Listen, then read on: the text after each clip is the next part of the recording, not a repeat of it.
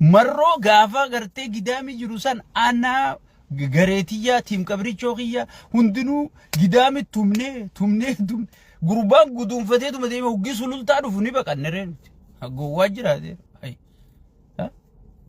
hay bargamni nama baqateeti suuta qophaa'ee dhufa malee gowwaa nama sulultaa dhaabbatu nama waraanni isaa sulultaa keessa sossoo'uun lola okay namicha kana fannoo facaatee hin jirre uume kilaash gurraacha gartee makiinaan fidee gannaqeefi sigale kilaash gurraacha fidee makiinaan gannaqeefi hidhachiisee humnatti godhee boodarra haalolaa jaa fidaa qawwee ummata akkasi qawwee jaalatu amaarri qawwee lubburraa jaalataa qawwee isaanii takka hin beekanii isin dullattii takka tanuma ta'anii fuula keessaa kan ummata isnaappara harkateetummaa ummata dullattii sanuu kennu mallasittuu kennuu dite sigale santumma isnaappara kenna eega humnatti godhe booda amma ija babaasu jira nama gartee waboon eega gidaamii kaate sulultaa jala dhufte nama Bahardar harkan jir nama Gondar harkan jir nama gartee Finfinnee tana keessa bakka inni paarlamaa taa'ee haasa'u keessa khaleessa nama ukkaamsanii qutanii sigale khaleessa nama ukkaamsanii qutanii nama Finfinnee magaalaan guddittiin inni keessa taa'u nagaan qabneetu sigale bahara diimaa jaa sigale maaliif waan nyaate sana haqqisiisu jira araboonni Arab Emirates so sanifu waraana Itoophiyaa leenjina waraana isaa wajji deemee lolu ashkara Arab Emirates jaamale Itoophiyaan gartee ififu nuti ilmaan Itoophiyaa Arab Emirates jala bilisoomsu qabna amma nuti gabrummaa Arab Emirates jala jirra Itoophiyaan jaalattee jibbitee Arab Emiratesin bulu jirti waan Arab Emirates godhi jetteen godhu jira jechuudha allichi dallaala guddaa Arab Emirates kitaa'eeti sigale dallaalu jira sanifu ilmaan Itoophiyaa የውድ ተመልካቾችን የኢትዮጵያ ልጆችን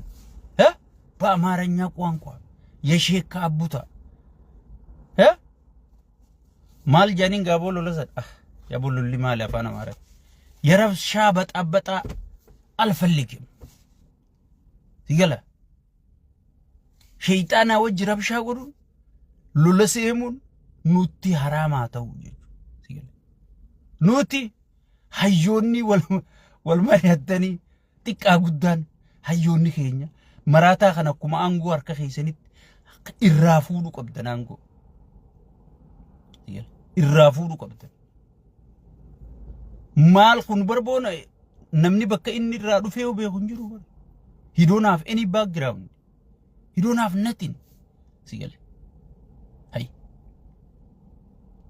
namichi wanni inni baratee dhufe siistamatti nama diigan insa keessa gaafa taa'e hiccitiin inni akkaataatti nama diigan akkaataatti nama fannisan akkaataatti nama wallolchiisan akkaat eenyu ka dura Oromiyaa keessa eenyu ka dura cabsuu qabu naannoo tana makka cabsuu qabu eenyutti ka dura bobbahuu qabu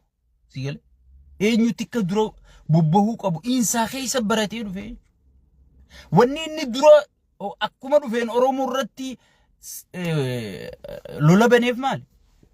akkuma dhufeen wanni inni Oromoo irra lola awaajeef maali Itoophiyaa keessa yoo Oromoo caccabsite malee mee Harargee akka godhu jiru laali ummanni Harargee ku yoo xiqqoo ijabanatee dammaqee ekonomii qabaate woboo kana dura yaatu kana gartee dhabuun danda'anii yaadaju balleessuun qabaaje Harargee guutuu balleessuu jira awwadaa ifaa bar ammatti dhaabanii diigu jiranii bar akka jiranitti awwadaa hin fakkaatu Harargee bar amma meetira kudhalama kararraa fagaadhaa yaanii nama xaragu jiranii bar horiidari jedhani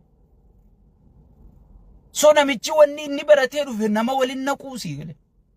insaa keessatti akkamiin nama fannifta akkam amma namoonni gariin insaa keessa ture maarree keessa ture jaansi gale akka Oromuma fannisuu ture ammaas akkasuma jira bar wahuma insaa keessatti bulchiinsa mallas jala dalagu jiru bulchiinsa isaa keessa godhu jira tana shira gartee duraan itti beeka Tigreen sirri barsiifte maaliif eenyu ka fannisu eenyu ka jeesu gosaan akkamiin nama waliin naqu naannoon akkamiin nama waliin naqu isa garti gaafa duraatis akkasuma jechuu turan Tigreenuu bar adda giraatii fi maarree wal qooddii bar Tigreen mataan isii beeytu akkasii wahuma Tigree keessa barate bar Oromoo fidee bar Oromoon takkaa gosaa wal qooddee naannoo wal qooddee yoo Wallaggi harkatte Harargee gammada yoo Arsiin harkatte Walloo gammada sigalee yoo Gujiin harkatte Booranaa gammada Oromoon gartee alhamdulillah ilma Oromoon nu harkatee malee takkaa Oromoo wal qooddee hin garree akka Oromoo wal qooddu akka Oromoo walirraa baqatu sigalee irra dadhabaa namaa laaleeti aangorra kaafite amma sheekotii manzaraa tana laafina isaaniif fayyadame maaliif sheekotii manzaraa tana gaafa duraa sirni duraa sun 4 kiiloo ol naquu dhiisi isaanii wajjii wal gahin taa'u amma maalittiin fayyadame jee ummata dur sirna beeku kanatti dhiiseetuma sheekotii manzaraa tana ol guurachuu see waraabeessa beelawaa kana ol guurachuu seene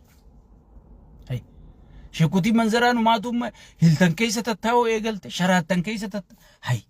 jannanii nuti salaannuufuu kanuma Allahu akbar takbiira kan wal jalaa jaanza sigale way takka harkanii beekaniisa bishaan namni daakuu kana siree namni irra rafu tana way takka harkanii beekani soo kana fayyadamu jira jechuu irra caalaa inni maal laallata nama dadhabaa gartee harka qalleeyyii wanti isin qabne kana qasammuu sedduu waa'ee siyaasaa kana qoree wanta godhuu hin dandeenye kana fayyadamaa jechuudha. Saniifuu awwanniin isiniin jiru sheekotii manzaraatii fi qeensii manzaraa firraa eega. Firraa eega. Kheyriin qabdu. Amma gaafa kaan nuti amala isaaniin beeynu Abuna Saayiroos, Abuna Oosxaaxiyoos, Abuna Gabreel, Abuna Maarree jennee jara kana wanta ortodoksii kana keessaa bilisoomsine jennee bookaanila. Idaa wanti hundinuu maallaqa biran kuttu. Tokkuma nu keessaa Saayiroos kan jaaniin san mataa qabaniitu. Mataa qabaniituma qacam godhanii maallaqa qaallichilaa mana maallaqa jaareeti maallaqa feekaa kana doolaara kana. Abiyyi kana bar badoomina isaan beeytanis. Mana jaareeti maallaqa doolaara feeka kana hawmaa siin binne kana guutee hidhaaniidhaan guutee akka taane huggii qabdee deelinnatiin kun keetii siin jetti maallaqa hulaarraa bananiituma gurraacha kan akkas sigarsiisan namni albaatuma fi qabuu hin danda'u numa jaa maallaquma kana laalee si sheekotii manzaraa tan akkas godhanii yoo manuma maallaqaa kana fuudhanii kun sheeka Allahu akbar khoofii makkana godhu albaatii fi qabuu hin danda'u sheekotiin akkanuma godhatti Abuna Saayiroos lat godhaniituma hoggi nuti jala hiriirree muslimaa fi kiristaana waliin qoonnu mirga keessan isinii falmina jennee hoggi jala kaan Saayiroos galgala fuudhaniituma maallaqni kun keetii namichi khoofiyaa darbe kabiyya bulchuu jiru isaa zaare የእኔ ልጆች ሚጥርቅሾ ልጆች ሚልዮ ልጆች የሸይጣን ልጆች ገበሄቱ አቦ ሳይሮስ ረቢጂ ገቲ ከፈለ ረቢጂ አከቢት ከነኑ ጎት ሶ አከሲ ጎደን amma sheekotii manzaraatuun takkaan isin dubbat viidiyoo waraabanii harkaa qaban sigale amma amantii muslimaati maarree muslimaati isin je wallahi ni kijiban amantii muslimaatan inni waa takka godhe muslimni kan buqqisu jiru kanaami ummanni arsii ka buqqa'u jiru kun bar dhibbarraa dhibbatti ummata muslimaati sigale ummanni harargee kan koriidara jedhanii buqqisu jiran kun bar ummata dhibbarraa dhibbatti ummata muslimaati bar osoo sheekotiin tun isa bira kabajaa qabaatte ummata kana kabajaa qabaa sigale ummata kana kabajaa qabaa so sheekotii manzara akkasi maallaqa mana guutuu kana agarsiisanii sheekotiin albaatiin mudawwar kana balleessiteeti viidiyoo irraa waraabe sheeytaantichi taa'e so nama hunda akkas godheeti fixe jechuudha saniifu namni magabbee sagalee naataa gabbee maarree naataa jettayoo sheeka abbutaa miskiintichuma keessan kana ta'a dafqaan bula maallaqa miliyoona yoo daraaddaranii itti naajaman xiqqoon xiyyaa'u nageessi rabbiin imaana kana na guute hoggi ambitii qurxii nyaattus anshiruma xiyyaa nyaaddaa jechuudha saba xiyyaa wajji soo saniifu garjara kana fa'aatu gartee ganaan dubbachuu ta'a isaan gana gabbahanii waraana lallabuu ta'an yoo sheekotiin manzaraa gabbaatee deemaa duulaa halaaliin jenne mujrimticha jalatti qabina taa'inati akkanuma qabina taa'in amma mazmuuriin gayyaate galaanoo jechisiisee farshoo qubs amma tatti aantu sheekuti manzaraati gabbateeti afaan arabaa kana bar hadiisa da'iifaa fi maarree mitirkishoo abdallaa ibnu maarree mitirkishoo je'eemii gaafa kana takbiir siinjaa sigal hadiisa dur da'iifa jennee nuti darbe sosaniifu ummanni keenya numaa xixiqqoo kanaatu gartee sagalee isinii ta'uu jira sagalee teenya tanallee dhagaa fudhadha waan isin fayyadaati wanni nuti dubbachuu jirru waan isin fayyada waa takka wanni isinirraa barbaannu wanni isinirraa eeggannu jirtu milkiitee isan qofa isinirraa barbaannu duutikka isinirraa dhaabbattu qofa barbaannu buqqoon akka isinirraa dhaabbattu qofa barbaannu akka isin gammaddanii kana ma jiraattan qofa barbaanna gooliin teenya takkittuma tana abaluu aangoo qabsiifnaa miti gooliin teenya sigala shaytaantichi kunuu yoo ummata keenyarraa du'a dhaabee hayyoota facaase kanaan marihate woboo wajji taa'ee haasee woboon maaliif Tanzaaniyaa dhayte nagee barbaaduufi lubbuu isii qabsiifte osoon hoogganaa tokko qofan ta'in hoogganaa fi itti aanaan hoogganalleen maaliif lubbuu isaanii qabsiisanii Tanzaaniyaa dhaqan nageenya barbaadaa Oromoon hangam takka nama akka nagee jaalatu Jawaar Mahamaffaan kan hidhee namichi kun irra deemee akkas godhe mana hidhaati gabbaana dhaabbadha meeni mari'annaa dhaabbadha maaliif jaan nagee barbaadaa silaa osoo kuma mana hidhaati ba'e ummata akkasitti aaree du'a Hacaaluutiin aaree inni hidhamuun aaree Baqqalaan hidhamuun aaree ummata aariin akkasi guutame san osoo hogguma mana hidhaati gabbaa'u hoggii tuurii thank you jee as keessa deemu kaa lafaa jee osoo namni tokko lafanne hafa hin hafuu jechuudha meedhaapha waan dhufurra waan baduu turra guddoo jechuu fi hayyoonni keenya nagaya jaalalaa fi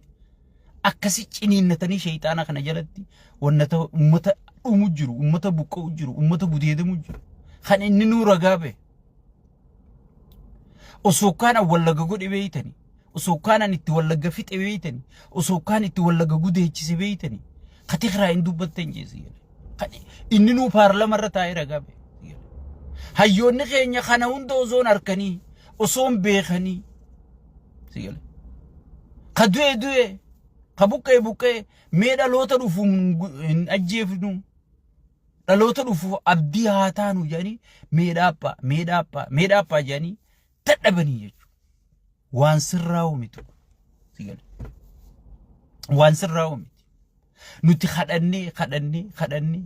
xiqqaa guddaan kadhannee yaaboo Oromoo tana dhageeffadhu yaaboo Oromoo Itoophiyaa keessa gartee dubbeen kee nagaa qabaachuu qabdi beeziin tee bakki ati irraa dhufte tun si jaalachuu qabdi si deeggaruu qabdi si wajji hiriiruu qabdi rabbi sodaadhu ummata kana dhageeffadhu yoo ummata kana hin dhageenye booda hallayya seenta kadhannee mee gaafii ummata kanallee takkallee taatu mee takkuma deebisi gaafii itti rarraanee si deeggarru kunootu hin deebite ta afaan federaalaa isinii deebite ta Finfinnee eeggadha ta Maarree eeggadha jennee kadhannee dadhabne boodarra Oromoo marra gattaa'e jechuudha abbaa gadaa rashanu Hacaaluu jeesuun beekaa Oromoo ari'uun lammallee if jala ari'uun Jawaar Mahammatii hidhatte ol kuchiisuun sigal ka dubbate hunda shanee ilaalcha biroo qabdan ol guuruu eegalee baqqaa kun hin sirraa'u nama sirraa'u miti kana cabsuu malee qaceelchuun hin danda'amu jennee murteessinee gabbaanee saniifu tanaafi nu dhageeffadhaa isiniin jenna waan birootiin keessa isii sirri beeknaa waan kana keessa gargalchineeti amma namoonni gariin namicha kana fa'aatu Oromoo maa wajjin hin mari'anne shayxaana wajji mari'attee biyya tamtu jaaramame nama dhiiga namaa malee hin jiraanne sangubbaadhaan nama Itoophiyaa tana qabdii qabsiisee lolu jiru Arab Emireet qabdii guutuu fudhattee jirti anaarraa isiniin himne dubbii baale dubbii bishooftuun gurguramuu tanaarraa isiniin himne gaafa san akka of luutur tanaarraa arkitanii jirtanii saniifuu ummanni keenya if qopheessuu qabdanii lolli amma adeemu yoo dhufellee lola laafaan ta'u Oromoon lolli kun nan laallatu jettee woboo ifiitii wajjiin hiriiruun dirqama siiti hayyoota ifii dhageeffachuun dirqama siiti.